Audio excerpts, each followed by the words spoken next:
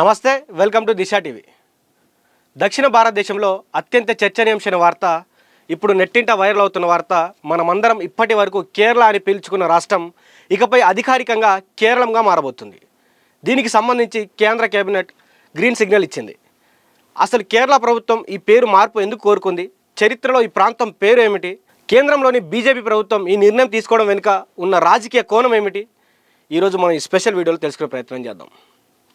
చరిత్రలో కేరళం యొక్క మూలాలు ఏంటంటే, ఒకసారి మనం చరిత్రలోకి వెళ్తే కేరళ కంటే కేరళం అనే పేరే అత్యంత ప్రాచీనమైనది మరియు భాషపరంగా అర్థవంతమైనది. మలయాళంలో కేరం అంటే కొబ్బరి చెట్టు అని అర్థం. కొబ్బరి చెట్లు సమృద్ధిగా ఉండే ప్రాంతం కాబట్టి దీనికి కేరళం అనే పేరు స్థిరపడింది. దీనికి బలమైన చారిత్రాత్మక ఆధారాలు కూడా ఉన్నాయి. క్రీస్తు పూర్వం 3వ శతాబ్దానికి చెందిన అశోకుడి శిలాశాసనాల్లో ఈ ప్రాంతాన్ని కేరళ పుత్ర అని ప్రస్తావించారు. స్థానిక మలయాళీలు తమ రాష్ట్రాన్ని ఎప్పుడు కేరళం అని పిలుచుకున్నప్పటికీ కేరళ అనేది కేవలం ఇతర భాషల సౌలభ్యం కోసం లేదా ఇంగ్లీష్ ఉచ్చారణ వల్ల ప్రాచుర్యంలోకి వచ్చిన పేరు మాత్రమే. బ్రిటిష్ పాలనా కాలంలో పరిపాలన సౌలభ్యం కోసం వారు తమకు అనుకూలంగా పేర్లను మార్చారు. దీనివల్ల అసలు ఉచ్చారణ క్రమం తప్పి పక్కకు పోయింది. స్వాతంత్రం వచ్చిన తర్వాత 1956 నవంబర్ 1న భాషా ప్రాతిపదికన మలబార్ తీరం, ట్రావంకోర్, కొచ్చిన్ సంస్థానాలను విలీనం చేసి రాష్ట్రం ఏర్పాటు చేసినప్పుడు రాజ్యాంగంలో దీనిని కేరళగా నమోదు చేశారు. ఇప్పుడు ఆ తప్పును సవరిస్తూ తమ భాష, సంస్కృతికి మరియు అస్తిత్వానికి ప్రతీకగా నిలిచే కేరళం అనే పేరును అధికారికంగా మార్చుకోవాలని రాష్ట్రం నిర్ణయించుకుంది. అయితే కేరళలో ప్రస్తుత పరిణామాలు ఏ విధంగా ఉన్నాయి? అసెంబ్లీ ఎలాంటి తీర్మానాలు చేసిందంటే, గత ఏడాది జూన్ 24న కేరళ ముఖ్యమంత్రి పినరై విజయన్ అసెంబ్లీలో ఒక చారిత్రాత్మక తీర్మానాన్ని ప్రవేశపెట్టారు. మన మాతృభాషలో మన రాష్ట్రాన్ని కేరళం అని పిలుస్తాం, కానీ రాజ్యాంగంలోని మొదటి షెడ్యూల్లో మాత్రం కేరళ అని ఉంది, కాబట్టి దీన్ని మనం మార్చాలి అని కూడా ఆయన కోరారు. ఈ ప్రతిపాదనకు రాష్ట్రంలోని అధికారిక పార్టీ ఏదైతే ఎల్డీఎఫ్ ఉందో మరియు ప్రతిపక్షం యూడీఎఫ్ కలిసి ఏకగ్రీవంగా మద్దతు తెలిపిన విషయం తెలిసిందే. రాజకీయ విభేదాలను పక్కన పెట్టి రాష్ట్ర అస్తిత్వం కోసం కేరళ శాసనసభ ఈ కీలక నిర్ణయం తీసుకుంది.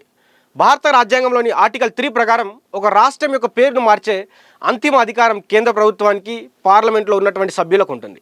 అయితే రాష్ట్ర అసెంబ్లీకి పంపిన ఈ ఏకగ్రీవ తీర్మానాన్ని పరిగణలోకి తీసుకున్నటువంటి కేంద్ర ప్రభుత్వం తాజాగా నిర్వహించిన మంత్రి మండలి సమావేశంలో దీనికి ఆమోద ముద్ర వేసింది. కేంద్ర మంత్రి అశ్విని వైష్ణవ్ ఈ విషయాన్ని అధికారికంగా ధృవీకరించారు. దీంతో దశాబ్ద కాలంగా ఉన్న కేరళ అనే పేరు అధికారిక రికార్డుల్లో ఇకపై కేరళంగా మారడానికి మార్గం సుగమమైంది.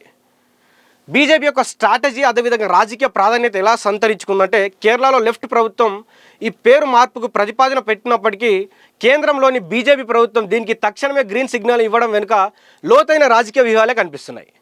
ముఖ్యంగా ఈ ఏడాది ఏప్రిల్, మే నెలలో కేరళలో అసెంబ్లీ ఎన్నికలు జరగనున్న నేపథ్యంలో కేరళం అనే పేరుకు ఆమోదం తెలపడం ద్వారా తాము మలయాళ సంస్కృతికి, అదేవిధంగా స్థానిక సెంటిమెంట్లకు వ్యతిరేకం కాదనే బలమైన సందేశాన్ని బీజేపీ పార్టీ ప్రజల్లోకి తీసుకెళ్లింది.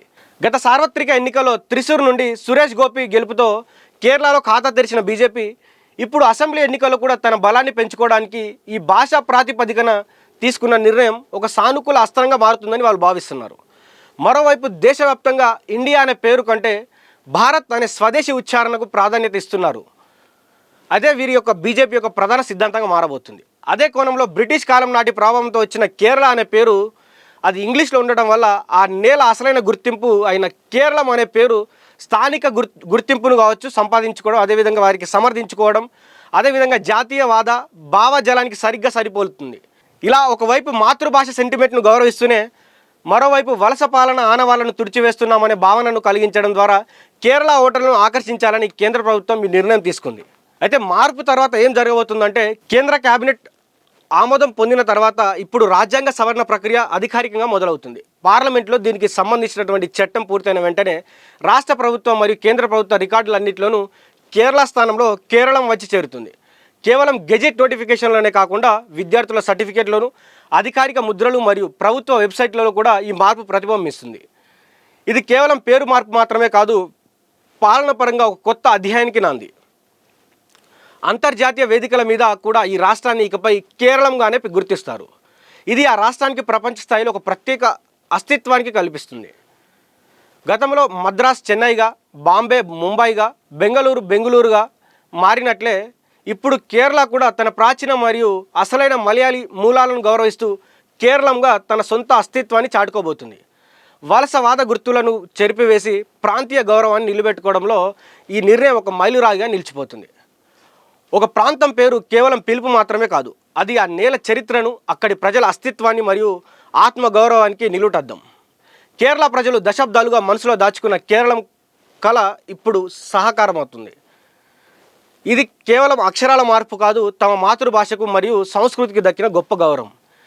ఎన్నికల ముందైనా లేదా రాజకీయాల కారణాల వల్లైనా ఈ నిర్ణయం తీసుకున్నారన్న చర్చ పక్కన పెడితే, ఒక రాష్ట్రం తన అసలైన భాషపరమైన గుర్తింపునకు తిరిగి పొందడం అనేది నిజంగా హర్షించదగ్గ పరిణామం అని చెప్పుకోవచ్చు. ఈ పేరు మార్పు రాబోయే కేరళ అసెంబ్లీ ఎన్నికల్లో ఎలాంటి ప్రభావం చూపుతుందనేది ఇప్పుడు ఆసక్తికరంగా మారింది. కేంద్రంలోని బీజేపీ ప్రభుత్వం ఈ నిర్ణయంతో మలయాళీల మనసులు గెలుచుకుంటుందా, లేక ఈ క్రెడిట్ మొత్తం అక్కడ ఉన్నటువంటి లెఫ్ట్ పార్టీలకు దక్కుతుందా అనేది కూడా మనం వేచి చూడాల్సిన అవసరం ఉంది. ఎందుకంటే కేరళ రాజకీయాల్లో ప్రస్తుతానికి ఉన్నటువంటి ఈ మార్పులన్నిటి చూస్తుంటే వారు అంటే అక్కడ ఉన్నటువంటి లెఫ్ట్ పార్టీలు అసలు ఆ రోజున ఆ పరిస్థితుల్లో గత ఏడాది చూసుకున్నట్లయితే జూన్ 24న వారు దీనికి సంబంధించినటువంటి అక్కడ నుంచి వారు అసెంబ్లీలో తీర్మానం చేసి దాన్ని అక్కడ కేంద్ర ప్రభుత్వానికి పంపించడం జరిగింది. పంపించిన తర్వాత కూడా ఇప్పుడు ఉన్నటువంటి ఎలక్షన్ టైంలో అక్కడ బీజేపీ ప్రభుత్వం దీనికి సంబంధించినటువంటి ఆమోద ముద్ర తెలిపిన తర్వాత నిజంగానే కేంద్ర ప్రభుత్వం ఈ ఎలక్షన్ టైంలో ఇది ఇవ్వడం ద్వారా అక్కడ వారికి ఉన్నటువంటి ఒక సెంటిమెంట్ని వారి వైపు తిప్పుకోవాలని కూడా అక్కడ బీజేపీ ప్రభుత్వం చూస్తుంది. అదేవిధంగా ఏదైతే ఎల్డీఎఫ్ కావచ్చు, యూడీఎఫ్ పార్టీలు రెండు ఉన్నాయో ఆ రెండు పార్టీలు ఇది మా గవర్నమెంట్లో అంటే మన రాష్ట్రం కావచ్చు, లెఫ్ట్ పార్టీలు కావచ్చు, అటు ప్రతిపక్షం అయితే అధికార పక్షం ఇది మా వల్లే సాధ్యమైందని కూడా చెప్పుకుంటున్నారు. కానీ నిజంగానే మరి బీజేపీ పార్టీ అక్కడికి వెళ్తే వారికి రాజకీయంగా మరి నిలదొక్కుకోవడానికి, వారు అసెంబ్లీ ఎన్నికల్లో పోటీ చేయడానికి, కొంత మేరకు సీట్లు గెలవడానికి ఏమన్నా అవకాశం ఉంటుందా? నిజంగానే మలయాళీలు బీజేపీ పార్టీని వారు గౌరవిస్తారా? బీజేపీ పార్టీ తీసుకున్నటువంటి ఈ నిర్ణయానికి కట్టుబడి మరి బీజేపీ పార్టీని గెలిపించుకునే దాంట్లో వారు ఏమైనా ప్రయత్నిస్తారా? లేకపోతే అదేవిధంగా లెఫ్ట్ భావాజాలంతో అదే భావాజాలంతో వారి యొక్క నాయకులకే పట్టం కడతారని కూడా వేచి చూడాల్సిన అవసరం అయితే ఉంది. కానీ నిజంగా ఈ పేరు మార్పునకు వారు చేసినటువంటి ఏదైతే కృషి ఉందో దానికి సంబంధించినటువంటి ఈ 2-3 నెలల నుంచి జరుగుతున్నటువంటి హంగామా ఏదైతే ఉందో ఇప్పుడైతే తెరపైకి వచ్చింది. కేరళ కాస్త కేరళంగా మారబోతుంది. మరి కేరళ ప్రజలు కావచ్చు, కేరళకు సంబంధించినటువంటి నాయకులు కావచ్చు సంతోషం వ్యక్తం చేస్తూ ఉన్నారు. బీజేపీ మాత్రం అక్కడ ఉన్నటువంటి రాజకీయ పరిణామాలను తమ సైడు మలుచుకోవాలని కూడా చూస్తూ ఉంది. మరి వేచి చూడాల్సిన అవసరం అయితే ఉంది. బీజేపీ ఎంత మేరకు అక్కడ వారి యొక్క సంబంధించినటువంటి పార్టీ కావచ్చు, అదేవిధంగా నాయకులకు కావచ్చు ఎంత మేరకు ఇది హెల్ప్ చేస్తుంది. మరి రానున్నటువంటి రోజులు దీనికి సంబంధించినటువంటి గెజెట్ రావాల్సిన అవసరం అయితే ఉంది.